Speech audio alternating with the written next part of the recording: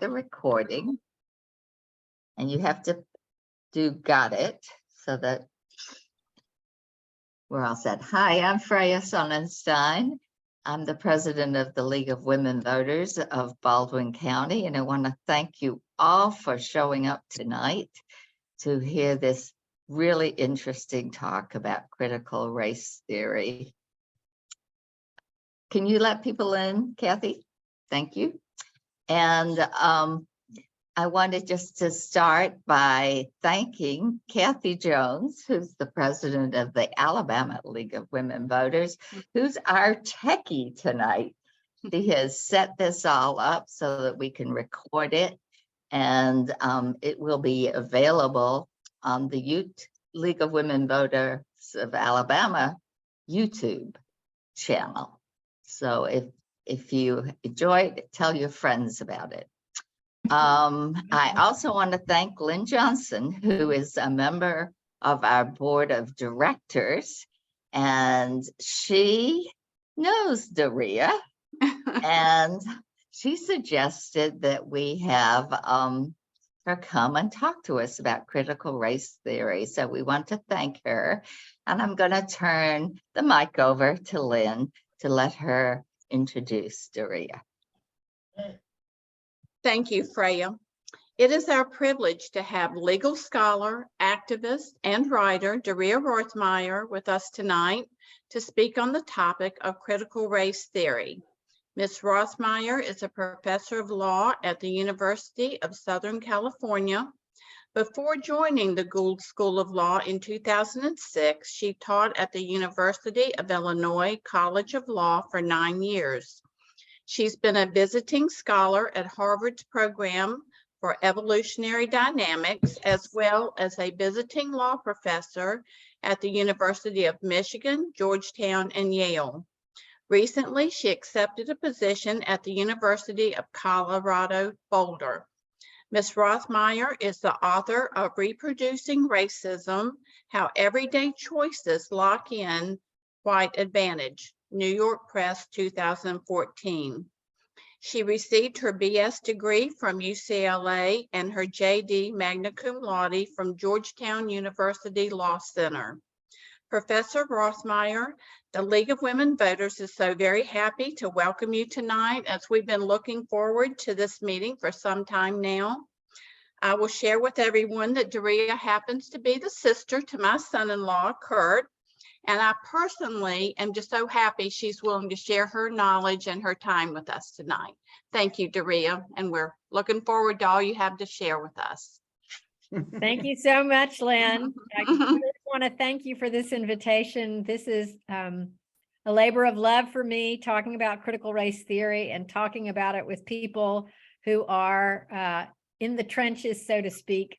I'm really excited that this has come to pass. I remember, I think it might have been Thanksgiving, Lynn. This was a conversation that we started around the kitchen counter, and it progressed from there, and here we are. And I'm extremely excited to be able to talk to you about the war on critical race theory. So I'm going to share my screen and share some slides. And I have to move things around so that you can actually see. So let me just give you a little overview of what I'm going to talk about. First, I'm going to spend a little time telling you what is critical race theory, because there's so much controversy around what it is and what it isn't. Second, I'm going to talk a little bit about the war, and in particular, spend time on the critics of teaching about race in the classroom.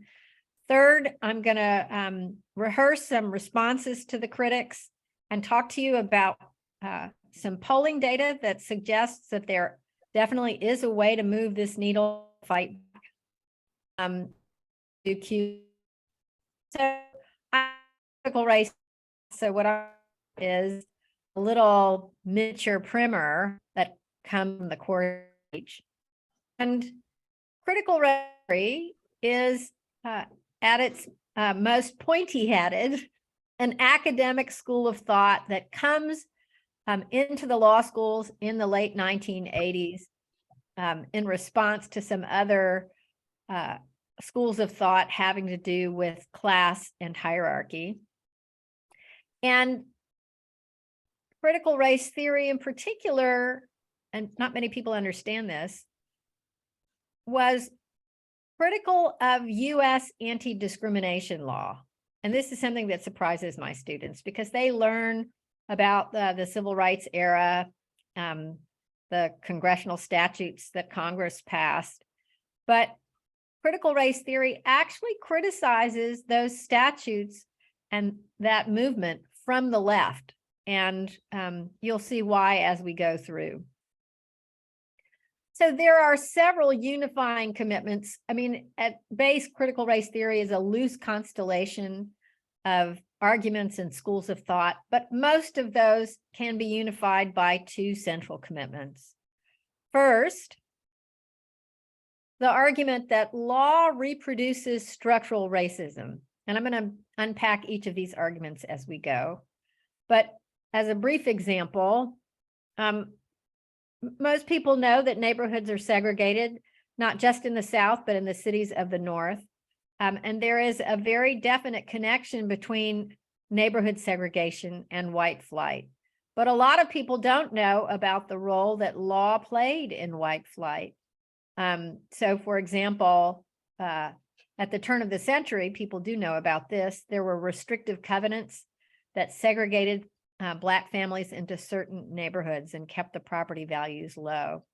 And restrictive covenants are basically agreements between neighbors that someone who is leaving the neighborhood won't sell their house to a person of color. And they were actually enforcing these restrictive covenants in neighborhoods. The homeowners association would post the address of the person who is leaving or their work address, and people would pay them a visit. But they would also sue them and claim the value of the property that they said was lost when a person of color, when an African-American family moved in the neighborhood. And then in the 1930s, there were other laws that helped prop up residential segregation. So for example, the federal government actually enacted a set of mortgage regulations that prevented the federal government from lending in the sense of subsidized mortgages to Black families or in Black neighborhoods. So property values dropped for African-American neighborhoods and families even further. So it's not surprising that now Black families have far less wealth, largely owing to first, their inability to get federally subsidized mortgages, and second, to the effect that these laws had on property values. And as property values accumulate equity, white families have a lot more, given the way in which law created these segregated neighborhoods. And so even in the absence of ongoing intentional discrimination, there are just big wealth differences as well as racial differences that prevent Black families from moving to the suburbs or to the wealthier areas of major metropolitan areas. Zoning laws play a really important role. So you all are probably familiar that zoning laws often require minimum acreage, a front yard setback, and these laws actually interfere with the free market.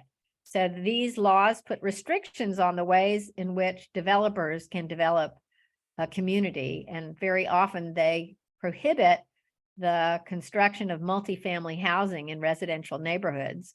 And those laws make it more difficult, even more difficult for African-American families to move into relatively wealthier white neighborhoods. And zoning laws restrict development in general in the suburbs. So because suburban housing is too expensive, or housing in the wealthier areas of the cities, Black families can't get mortgages in the suburbs. So this is the way in which law from earlier in the timeline ends up having a persistent effect in the present. So a second commitment that critical race theorists share is the idea that anti-discrimination law could, if you transformed it, remedy persistent structural racism. So you could actually use law to address these problems. You could use zoning law, for example, to address white flight.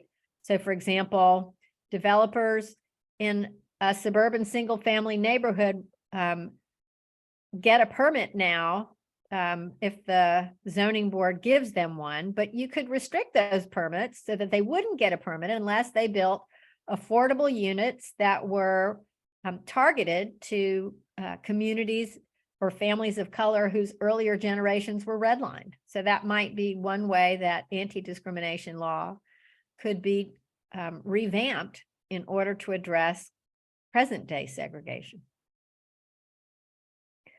So critical race theorists really disagree with a kind of traditional liberal viewpoint on what is racism. And this is at the core of the disagreement between the camps. The civil rights era saw racism as a problem that focused on individuals who intentionally discriminated against people on the basis of their race. So in the real estate context, the problem was the individual real estate broker who intentionally excluded on the basis of race by steering African Americans to Black neighborhoods and whites to white neighborhoods, or who said to a Black family, the housing is rented when it wasn't. That's kind of the poster child for racism in the civil rights framework. And that's definitely racism. But critical race theorists say that there's a lot more that civil rights doesn't address that also constitutes racism. In particular, these background conditions and rules that we were just talking about, the persistent effect of restrictive covenants, of redlining regulations, of zoning laws, of racial wealth differences, explain why neighborhoods are segregated and schools are segregated. These are persistent effects of earlier laws that now have a present day effect because they make it very difficult for African Americans and other communities of color whose property values were depressed by those earlier laws and who don't have the same kind of equity that white families do from those laws, and their effects keep Black families from buying into wealthier neighborhoods or from buying into the suburbs. So then what's the remedy according to critical race theory? Civil rights framing says, well, the way forward is just tell the brokers not to discriminate, tell the neighbors not to discriminate, make it illegal for them to come up with these restrictive covenants and enforce them. But critical race theory says, no, you need to restructure the way that we distribute property and the way in which law creates property values. So change the permit process, use zoning laws to remedy structural issues. The idea is that racial exclusion is now baked into the scaffolding, the zoning laws, the permit processes, the mortgages, because you need to have collateral in order to get a mortgage, and the equity that people have accumulated differs by race. Critical race theory widens the lens to think not just about individual intentional exclusion, but to think about things structurally in this broader way, and to include in the lens even laws that are race neutral on their face. So the zoning laws, for example, don't really say anything about race, but the impact of those laws goes a long way in explaining why neighborhoods continue to be segregated long after restrictive covenants were ruled illegal. So that's just a very brief taste of what critical race theory is with some examples. There's a lot more to it. I teach an entire course. I'm happy to share my syllabus with people if they're interested. But the real motivating question for critical race theory is, why do racial inequalities persist long after laws have been changed and the civil rights era is over? And these are some of the explanations that critical race theory explores. So then let's talk about that war on critical race theory.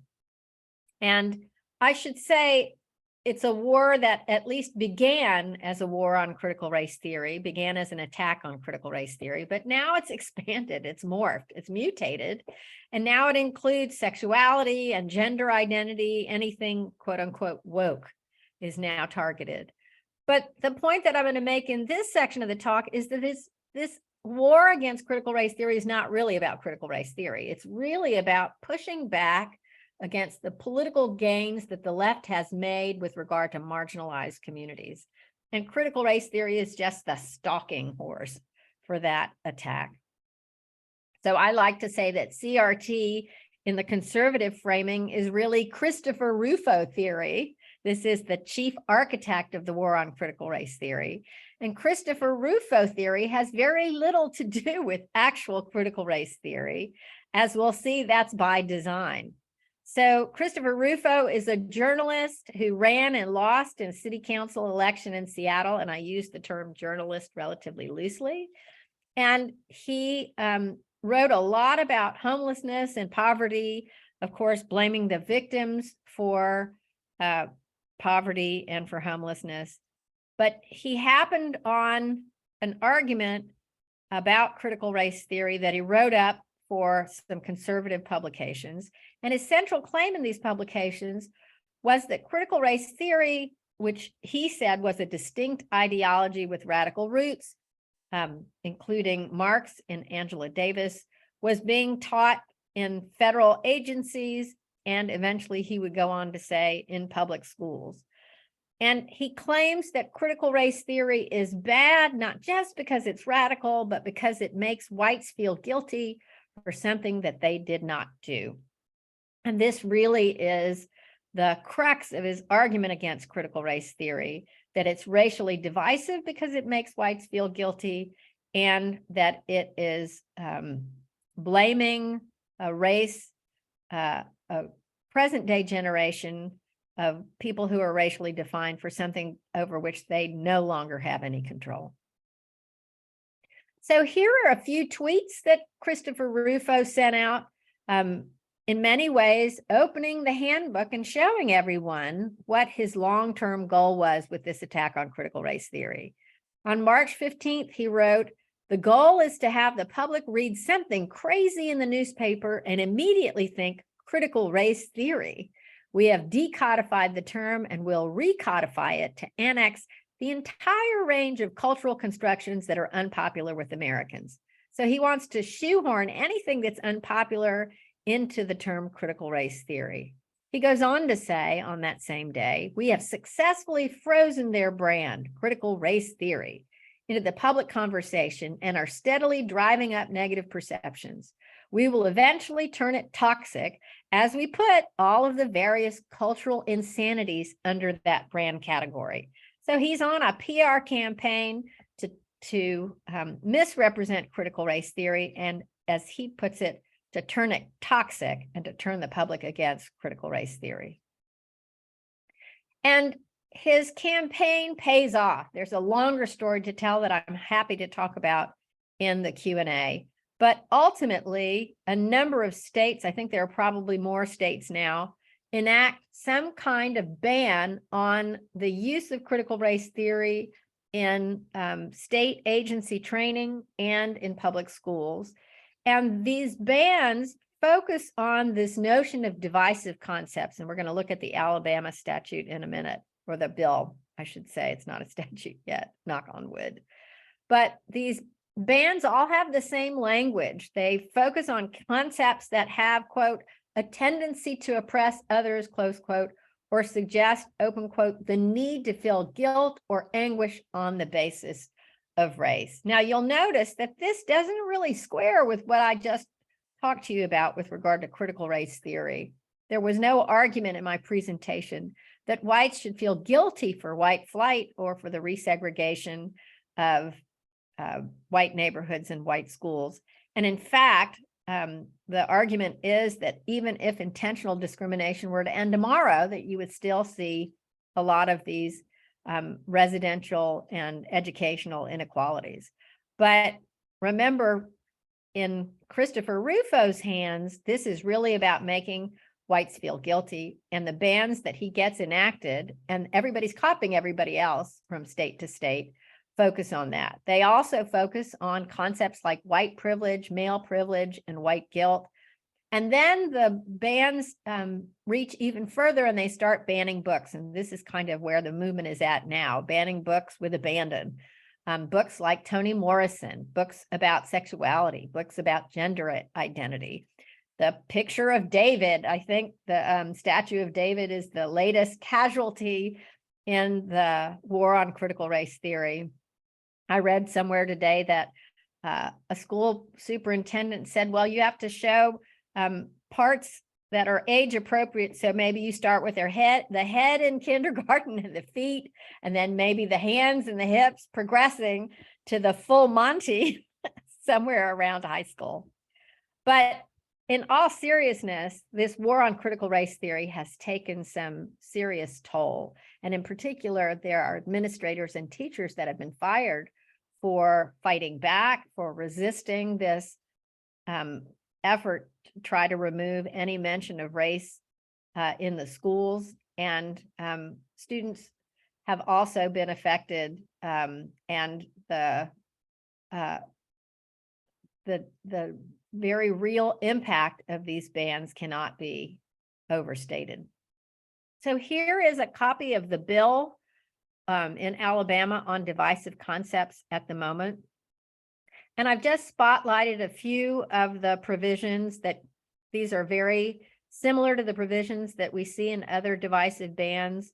So this is a section of the bill that defines divisive concepts.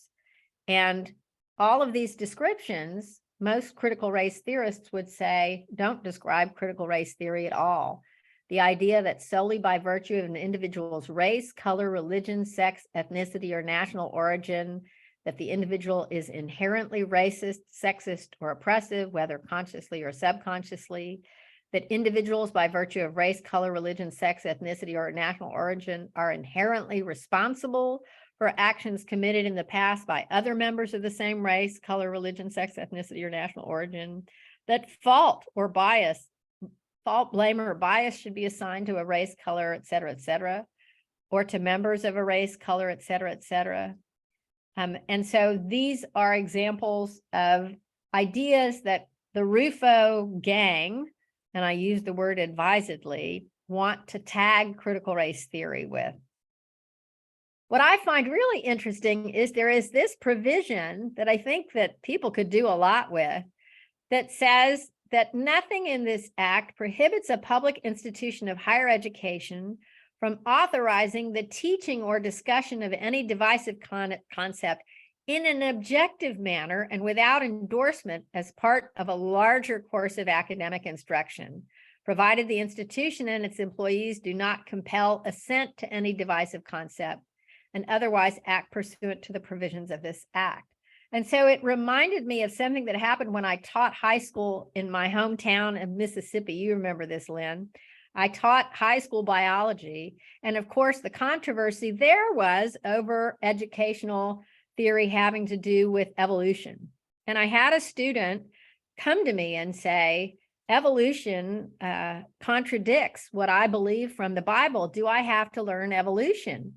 And I said, oh, do I have to believe in evolutionary theory? And I said, you don't have to believe it, but you do have to know it for the test.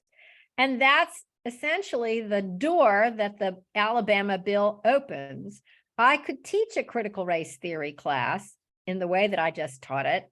The only thing that I couldn't do is to say, I believe in those concepts. We could have a long conversation about critical race theory, about its critics, as long as I didn't telegraph to the students what I believed. And as long as I didn't tell the students, you have to believe it too. It's the only true analysis of race, which again, I think you could do a lot with.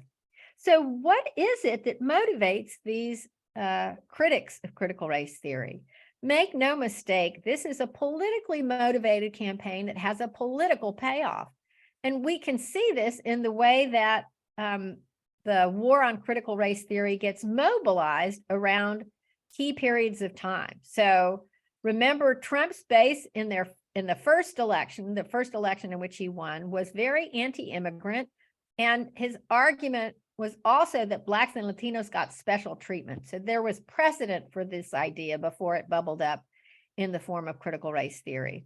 And then right before the 2020 presidential election, that's when Rufo moves into high gear. trying, unsuccessfully as it turns out, to mobilize racial fear for electoral purposes. We saw it in the Virginia governor's race. We saw it in the midterm elections in 2022. We'll see it again in 2024. And the ground game has now moved at a very local level to the level of school boards. And there's a state and national game at the level of those elections as well. So they're mobilizing on all fronts, at the level of school board elections, on the idea that if you're exorcised about school board elections, you'll get out and vote in your state and national elections. And then critical race theory features heavily in national and state races, for example, the Youngkin election. So this is the Virginia governor's race. Youngkin issues an executive order that pledges to end the use of inherently divisive concepts, and the divisive concepts are defined in very much the same way they are in Alabama. So this is a coordinated game. I'm going to talk a little bit more about where the money for this comes from in just a minute, but I'll do so under the framing of how we can respond to critics. So what is the way in which we could end the war on critical race theory? And polling shows that there are several messages that are actually quite effective when talking to voters who are confronted with this argument about critical race theory. And one of the most effective messages is that we have, and this is with regard to teaching race in K through 12 in particular, but also in higher education, we must teach students about our racial past in order to avoid the mistakes of our future. So the notion that we shouldn't be teaching about racism because it makes people feel guilty can be countered with the idea that students need to learn about what happened in the past precisely in order to be able to avoid making those same mistakes in the future, or to figure out how to remedy those past mistakes. So for example, if we're talking about housing segregation, teaching students that law created school and neighborhood segregation isn't about making whites feel guilty. Instead, it's about explaining why schools have resegregated because of white flight and housing prices. And then to get students to think about the question, how could we dismantle neighborhood and school segregation, given the way that it operates now relative to the way that it used to operate back when there were these restrictive covenants and segregation ordinances. Another message that proves quite effective is to actually show people, to show voters, the politicians' hand in all of this, and to show them the way in which politicians have been trying to get a voting advantage by stoking racial fear and division. This is what my friend and colleague Ian Haney Lopez calls dog whistle politics, except I would say there's not a whistle involved. They're just out and out saying, here, bigot, bigot, bigot. They don't even need to hide the ball anymore because they're so brazenly open with arguments against teaching about race. And one way to show people this is to show them where the money for these campaigns come from. And it turns out that even though they try to hide the ball by saying the money is in grassroots organizations, it turns out that the money for those quote unquote grassroots organizations come from the same vendors who are intent on suppressing the vote and who are very much against public education. So for example, the Leadership Institute, which is this organization that is training to take over school boards, has actually proposed eliminating the Department of Education altogether. The Heritage Foundation, the Koch brothers, the Concord Foundation, which is hell-bent on getting conservative judges elected who will overturn or successfully have overturned a woman's right to choose, an anti-mask contingent, they're all part of the same wealthy set of donors. And the reason that these wealthy donors are interested is because it's a way of getting conservatives elected who are happy to take tax pressure and other financial regulatory pressure off of their source of corporate wealth. So this is all very depressing, but there are reasons to be quite hopeful. There are several success stories that I want to highlight. Groups of people who have successfully fought back against the war on critical race theory. For example, there is MOEP, which is short for Missouri Equity Education Partnership. This involves a group of parents in Wentzville, Missouri, who started with a Facebook group, and they eventually ended up organizing and partnering with bookstores to send people free copies of the banned books.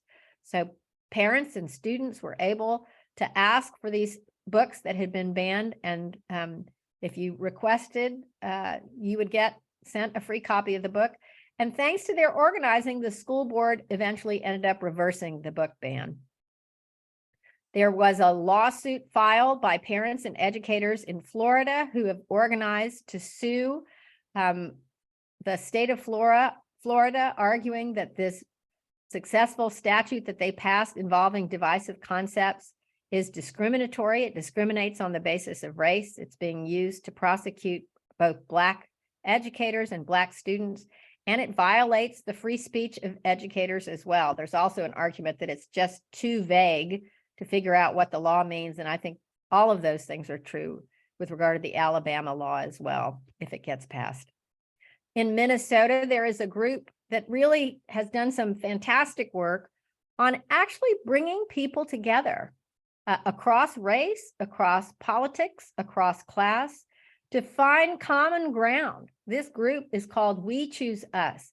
And they all came together to organize around passing a school bond in order to improve the schools. So they got conservatives to admit that it would really be great for the city's economy if people were educated and had jobs, because they would buy things. And this was a win-win. It was a place of common ground.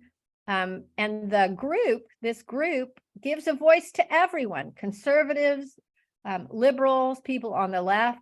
And the point of this group is to find this kind of common ground that will actually provide people with a way forward instead of just the polarized conversation that we keep hearing about and reading about in the news stories of the day. So I think I'm going to stop there and see if there are questions. I'm happy to go back and cover things that people might have questions about.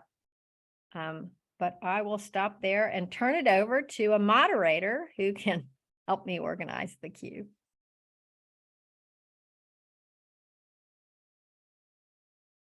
Lynn, do you want to call on people, or do you want me to call on them? Oh, you're muted. That's okay. I can call on people if you want. Let's see. I can do I see this. people have got their hands up.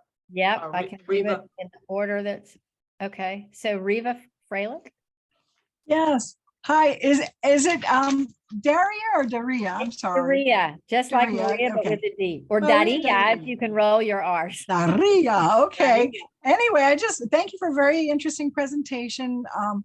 I don't know if anybody happened to catch the local news today on the NBC local news, but there's a container full of books that are sitting in our convention center. The cruise ship terminal, because I guess whoever was going to take them, I guess the Mobile Public School System, they decided they didn't want it because there's certain, they don't like some of the titles in there. They're not age appropriate. I just thought that was. Oh, I think somebody should pick them up and start delivering them. That's what I thought. We need to do something like that and have a free library. Anyway, that's all. I just had that comment. Thank you. So before I call on somebody else or somebody else calls on somebody else, I saw a couple of comments in the chat I just wanted to acknowledge. So someone who knows Cheryl Cashin, my good friend, Benita Gill, Huntsville, Alabama. Cheryl's a very close friend and colleague, and her work, I want to uplift that work too. Her books are fantastic. And then Catherine Hastings, if you could, if people who are interested in the syllabus could put together a list, if somebody could put together a list of email addresses, I'm happy to send them, or I can just send the an electronic link to the syllabus or the PDF of the syllabus and then have somebody distribute those to you. That would be great too. You can send that to me and I will distribute it to anybody who wants it. So Catherine Hastings wants it. Rebecca Calhoun wants it. Yeah, I saw it in the chat. Okay. And they can tell me later. Great. Great. Kath, Trinka Hastings has her Oh, hand yeah. up. Yeah. I'm Catherine, but I'm Trinket, my friends. Daria, what I want to know, how have the libraries been faring in this CRT war? And are they, have they gone from the school libraries now? Are they switching to the public libraries? The answer is yes. They have targeted libraries and librarians, and they're methodically going through the shelves to argue that certain books shouldn't be available. And it's an old-fashioned book ban, the sort that was quite popular in Nazi Germany and during the pushback on evolution and at various other points. And librarians are really in need of community support, and in various places they're finding that support with advisory boards of library patrons, friends of the library, who are helping. The Democratic Party is also helping in certain places like the League of Women Voters. And the real trick is organizing and thinking about a message that explains to voters why it's really important that people be able to read books that might otherwise appear age inappropriate or outside the bounds of kind of mainstream discourse. And these are arguments that we know how to make. It's just a question of framing in them in a way that appeals to a wide cross section of voters. And this really has to do with parents being upset about not having control over what their children read. And so talking to parents about relationships with their children has proved to be a very effective way of engaging in that conversation. And then talking about the way in which the community benefits from having a free and open marketplace of ideas, including the ideas that were once heretical but are now considered mainstream. So, there for a long time, people were not allowed to teach that the world was round, and the only game in town was that the world was flat. And so examples like those are really helpful in helping people understand why an open and robust library with lots of ideas and a conversation about what those ideas might mean for families, between parents and children, between teachers and students, is really the way forward. But it can be challenging. Rebecca Calhoun has a question. You're muted, Rebecca. Sorry, there's a little trailer and I couldn't get to my mute button. Thank you so much for your comments. I guess I have two things. I am a teacher, so I preface with that. And two things that occur. One, I think it's interesting right now that we're also not only seeing pushback in like the public school sector with children, but also starting to see it in universities, as you are aware, and which it baffles me a little bit because these are adults, right? So at what point are you old enough to choose for yourself what you read? And I just wonder your thoughts on that, given that you have, you're very definitely in the university setting. Yep.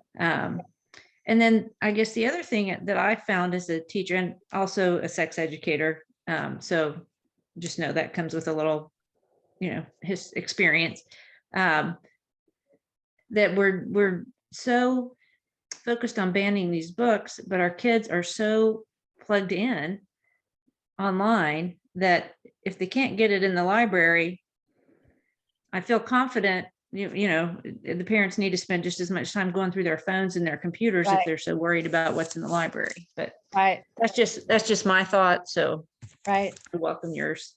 Well, it's definitely true that that the battleground has moved up a bit to include universities, but there the battle is less about what's in the library and more about what classes are available for students to take. And so I hear from my colleagues who teach critical race theory, there's a range of reactions. Some universities seizing on that provision that I pointed out to you say absolutely fine, and then they don't really care about policing whether or not somebody is presenting this as somehow not objective. And I would say that most critical race theorists present the material and then talk about the critics, not just the Christopher Rufos, but the actual serious academic critics of critical race theory. And so would have relatively little problem passing that. But some universities are scared. I have a friend in Florida who teaches at a small Florida college whose university leadership has asked her to take a break from teaching critical race theory till it all gets sorted out. And as you can imagine, the students and faculties who are being targeted in this way are very upset. I mean, in terms of access online, I think you're absolutely right. But unfortunately, as a strategic matter, if you point that out to them, it just makes them double down more, because this is one of the places that they can actually control their kids. And they want the ability to control, because that to them is what parenting is about. And it can be very frightening to them, the idea that their kids they've lost effective control because of screens on what their kids are exposed to. And that is a very difficult conversation to have in terms of the ideas that people find are worthy of discussion. And when you're pushing people outside their comfort zone to talk about ideas that they find absolutely morally objectionable, it becomes a very difficult conversation to have. But with regard to race, in any event, I think it's an easier conversation to have when we try to focus on messages that emphasize what we can agree on, which is we can agree that we need to learn from our past mistakes in order to avoid making mistakes in the future. We need to learn, for example, that Korematsu, which is a case involving the internment of Japanese Americans and Japanese nationals in World War II, was a mistake, so that we push back against the Muslim ban that Trump tried to enact before the lawyers got to him and told him he needed to include a non-Muslim country. Those are the mistakes that we can see the direct relationship between teaching about the past in order to avoid the mistakes of the present or the future. And that's one message that seems to have a lot of resonance for people across the political spectrum, not just people on the left or in the middle.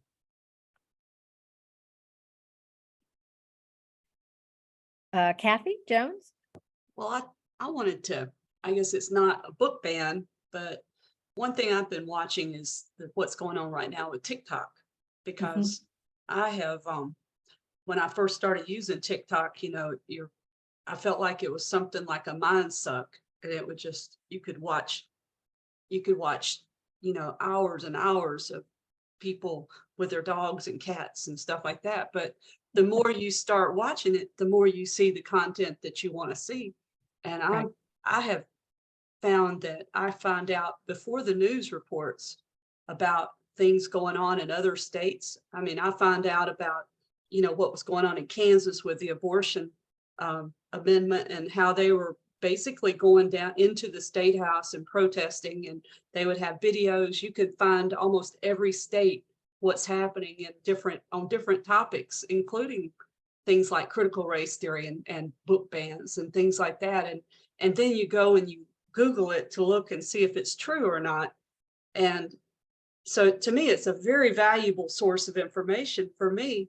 And now when I'm hearing people are wanting to ban it, you know, it seems more like another form of control, of trying to control the ability of people Yep. to actually participate in democracy.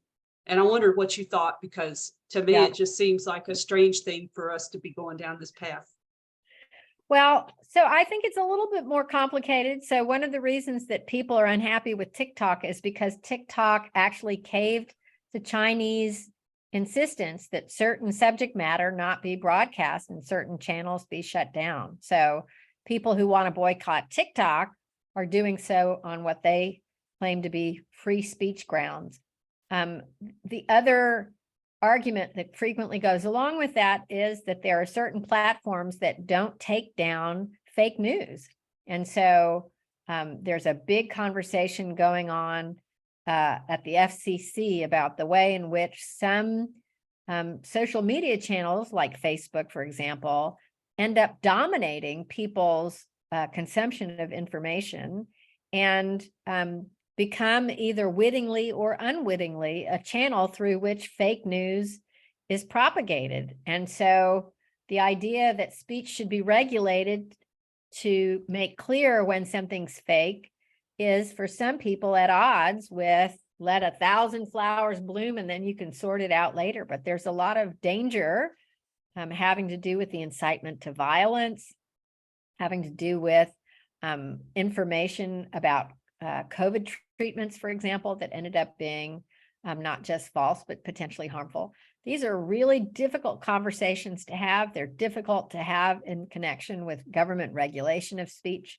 And so I'll end by saying I share your fear that we're getting information that the algorithms have already decided we're going to find appealing. I mean, the time suck of TikTok is by design. They figure out what you want to see and then they feed you more of it. And what they're not feeding you is any kind of fair and balanced presentation of the material, or even what other people who disagree with you might be saying about the same subject, which people find quite disturbing. And I am a subscriber to many conservative channels because I want to keep my finger on the pulse of what they're saying out there. This is actually how I first found out about Christopher Rufo. I was actually asked to debate him, and then he got sick with COVID right before we were supposed to debate. But I had been watching him for a while because I had been a subscriber to some of the publications that he was writing up his breathless exposés on critical race theory and publishing them. So I think that that's one way that we can all fight back on the polarization of information, to deliberately subscribe to, those that you find not too incendiary and to take a break when you need to, because it'll make your blood boil and your blood pressure go up. But these are complicated conversations. Mhm. Freya? Yeah, I was just thinking about subscribing to the newsletters that come from our representatives in Congress. Oh, definitely. Something that Keep an eye on what raises they're up my blood pressure. But going back to critical race theory, I know that the divisive concept law is one of the ones we want to think about. But in terms of critical race theory, there's a bunch of other laws are bills that are being Right. proposed that sort of reinforce these racist structural things. And one is sort of the funding of private schools. right. Oh, yeah. As something that, because a lot in the 50s and 60s, a lot of the private schools in our part of the country were established so that the children would not experience Right. desegregation. The segregation academies. Right.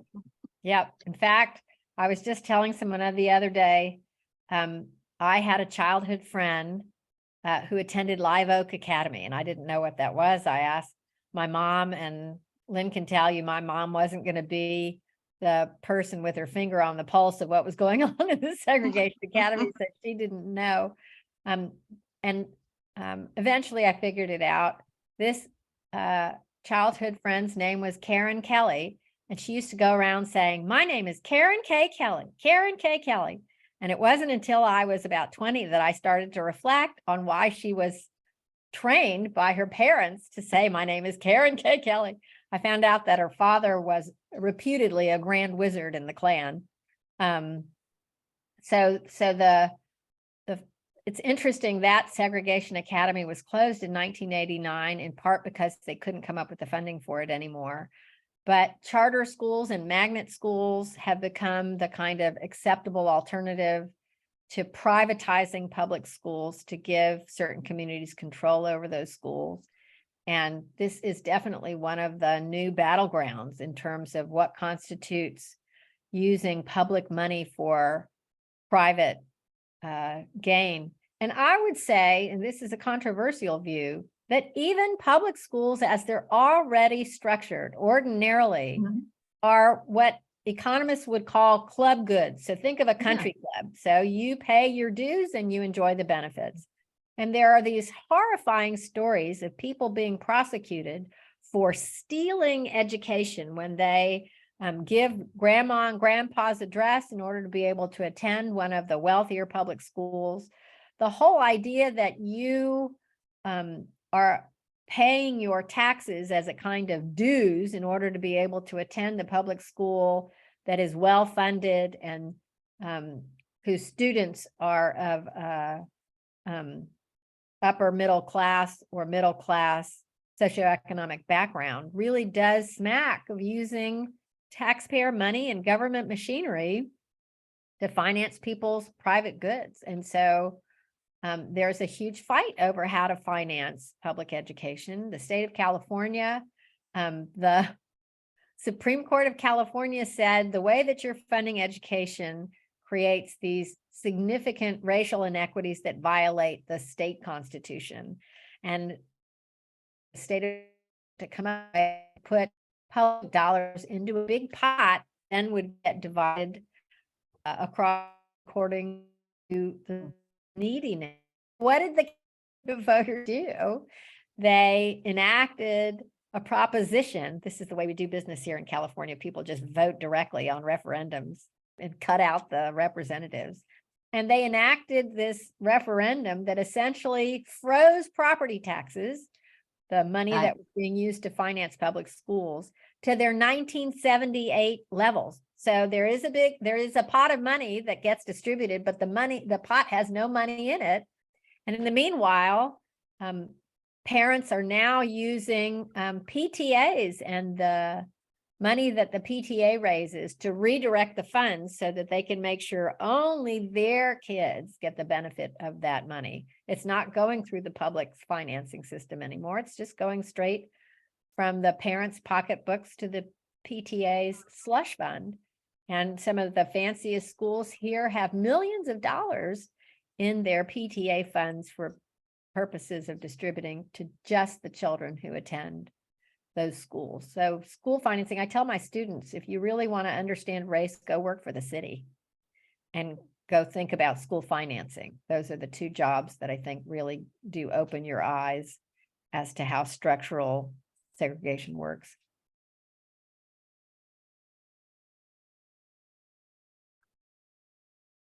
Other questions about critical race theory? I do want to say, oh, go ahead, Rebecca. Oh, You're muted. Sorry, there you go. got carried away. You mentioned earlier some ways and talking points, how to respond to somebody who is fearful of critical race theory. I'd love to hear any more ideas that you have, because I feel like there's such a big misunderstanding about what it is exactly. Many people use it as this catch-all, as you said earlier, for anything that doesn't kind of align with what they want. So then I find it really hard to have, where do I start with my talking points Yeah. so that it's a productive conversation? Yeah. Well, I think the first thing to say is that it's completely unproductive to get into an argument about what critical race theory is and what it isn't, because then you get into the definition and who knows what's in and what's out. Is this a college course? Isn't it K through 12? Because that's not really what the fight is all about. The fight is about teaching about race in a way that acknowledges that racism isn't just a thing of the past, but that it has persistent effects in the present, that there are current structural issues that have to do as much with wealth as with race, that there's still individual intentional discrimination. Gosh, if we didn't recognize that in January 6th, it was a kind of showcase of racism. And I think it's much more productive to meet people where they are and to talk about what they want to talk about instead of saying, well, that's not critical race theory. So that's the first point. Second, I think it's really helpful to acknowledge, and this is hard because you're thinking immediately of all the things that you want to say, your blood is boiling when you're talking across the aisle. But I think it's important to acknowledge people's fears when it comes to their children. And we all have fears about our own children in terms of what they're learning, in terms of the lack of control. There's this famous scene in the movie Traffic where Michael Douglas is arguing with his daughter in the bathroom because she's smoking pot and, on her way to doing more gateway drugs. And he grounds her and she says, watch me. And she shakes her keys at him and walks out the door. And he realizes this is the moment that he has no control over what his child is up to. And he's in abject terror. And I confess to having had a similar moment with my own child. So I think it's important to understand that you can show sympathy about people's fears with regard to their children, but at the same time, point out common ground that, we as a state, the state of Alabama, are committed to getting past the mistakes of our past and to forging an inclusive future where people are represented no matter their class or race or sexuality or gender identity. That the democratic project that we're involved in requires that everybody be able to speak. And I think people agree on those common projects. They agree on the idea that we need to move past the past. And I think, coming from Mississippi, so I grew up in Moss Point, Mississippi, I understand the very complicated relationship that people have with the state's history. And I can get into conversations with my friends and colleagues from Mississippi, and I'm the biggest critic. This is what Mississippi's up to, and we got to change things. I was a public school teacher there for a while, so I'll talk about the education system. But then when somebody from the outside, from another state, criticizes Mississippi, I feel like my back is up, and I have to defend that the state's not all bad, even if I'm the first one to criticize it. But I think that's potentially productive common ground, that there's a shared history that's embarrassing and that's cringeworthy and that we need to be able to move past. We can disagree about how to move past, but we need to learn about what happened in the past in order to be able to move forward. So these are some ways of moving the conversation to points of agreement before you say, obviously, we probably will agree to disagree about the way to move forward and the way to think about, for example, how to dismantle the kinds of residential and educational segregation that we see now is the way forward. Private schools, I think, for example, it's really helpful to acknowledge public schools are failing. The public education system is broken, which isn't to dismiss the Herculean efforts of people on the ground who are desperately trying to fix what is an irretrievably broken system until people value teachers and value public education. And that's an important part of the conversation to acknowledge before you talk about what's the way forward. Do we fix the public education system? How do we fix it? What's the role of teachers unions, et cetera, et cetera. So finding places of agreement, acknowledging people's feelings, finding this common ground like We Choose Us, this Minnesota organization is doing. I'll end with a story that I find extremely hopeful. There is a campaign for 15 is $15 minimum. And everyone predicted that it would never get off the ground because race and racism would divide the campaign, as very often happens in labor movements. But they figured it out, and it was an incredible thing to see. So in California, they started with domestic workers who worked at the airport's hotels. So hotels near the Los Angeles International Airport. They organized around issues of race and gender. We are immigrant women. Many of us don't have documents. We are being sexually harassed. We are being underpaid. We deserve, for the kind of work that we're doing, at least $13 an hour. This wasn't 15 yet. And they won. So then they moved from there to organizing drivers, truck drivers. They organized janitors. They organized workers at the Port Authority. So now they're moving beyond women of color, but they're including immigrant drivers, for example. So a lot of the conversation about drivers focused on the unique needs of the immigrant community, and they won.